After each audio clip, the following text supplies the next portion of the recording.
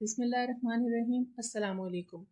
آج اس ویڈیو میں ہم بات کریں گے تاریخ الاسلام کی عظیم الشان شخصیات میں سے ایک اہم شخصیت جن کے نانا سرور کائنات رحمت للعالمین حضرت محمد مصطفیٰ صلی اللہ علیہ وآلہ وسلم اور نانی اول خاتون اسلام ام المومنین حضرت خدیجہ الکبریٰ رضی اللہ تعالیٰ عنہ اور والد شیر خدا حضرت علی کرم اللہ وجہہ اور والدہ رسول خدا صلی اللہ علیہ وآلہ وسلم کی لخت جگر خاتون جنت حضرت فاطمہ الزہرا بطول رضی اللہ تعالیٰ عنہ اور بھائی جوانان جنت کے سردار حضرت حسن اور حسین رضی اللہ تعالیٰ عنہم اور چچا محبوب رسول حضرت جعفر طیار رضی اللہ تعالیٰ عنہ شہید موتا اور ان کے شوہر عبداللہ بن جعفر طیار تھے۔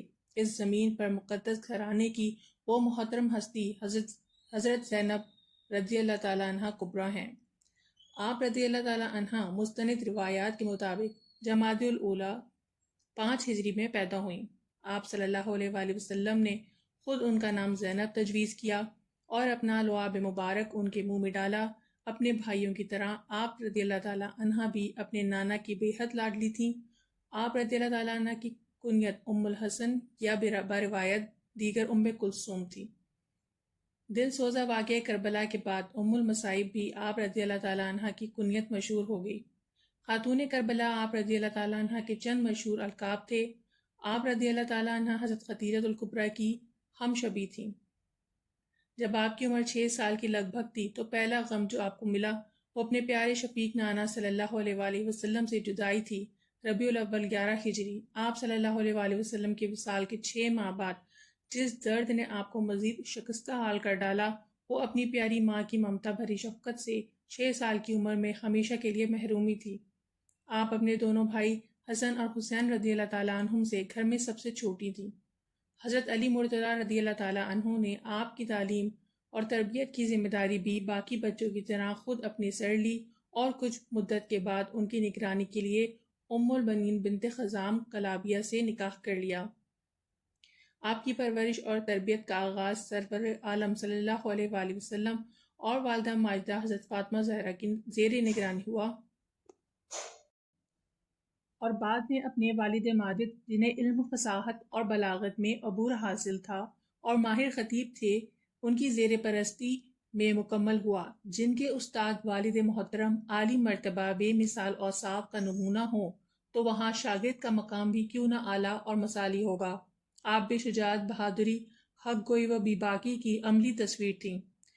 دراز قد چہرے مبارک پر اپنے نانا صلی اللہ علیہ وآلہ وسلم کا جلال اور انداز چال ڈھال اپنے والد محترم کے مشابہ، خدمت گزار، ملنسار، بلند اخلاق، عفت و عصمت اور عبادات تو شب بیداری میں اپنی والدہ حضرت فاطمہ کے مشابہہ تھیں۔ آپ رضی اللہ تعالیٰ عنہم جب 11 یا 13 برس کو پہنچیں تو آپ کا نکاح اپنے چچا کے بیٹے عبداللہ بن جعفر سے، جن کی پرورش اور تربیت سرور رسول صلی اللہ علیہ وآلہ وسلم نے ان کی والد کی شہادت کے بعد خود فرمائی، ان سے انجام پایا۔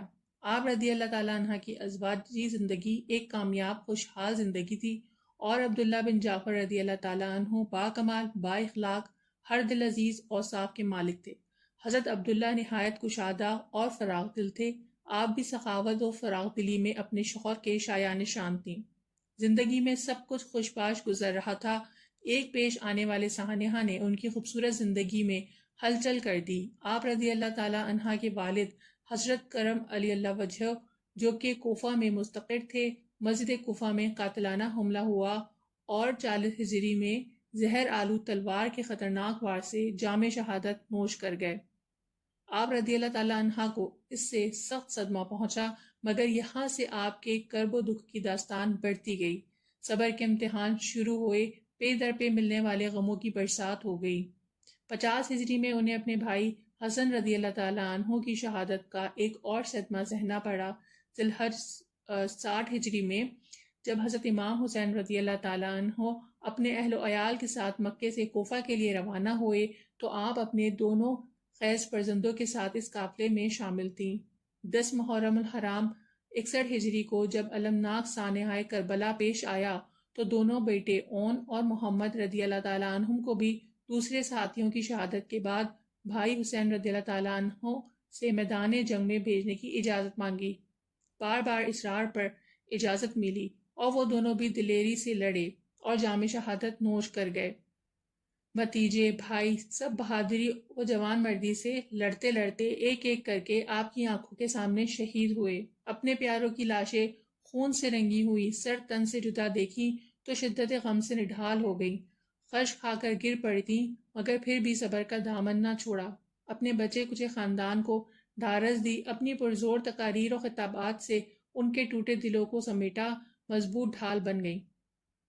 دشمنوں کے دل ابھی اپنی گرجدار تقاریر سے دلا ڈالنے کے بعد غصے تحقیر آمیز الفاظوں سے ان کے منہ پر تماچے مارے، کوفیوں پر سکتہ طاری ہو گیا، سناٹا چھا گیا، ان کی زبانیں بند ہو گئیں، ہر آنکھ اشک بار ہو گئی۔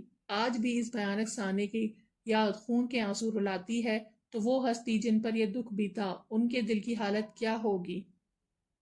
اس واقعے نے اس سے جینے کی آرزو چھین لی، وہ زندہ تھی مگر ان کی آنکھیں ہر وقت بھیگی رہتی، غم کے سائے چہرے پر چھائے رہتے۔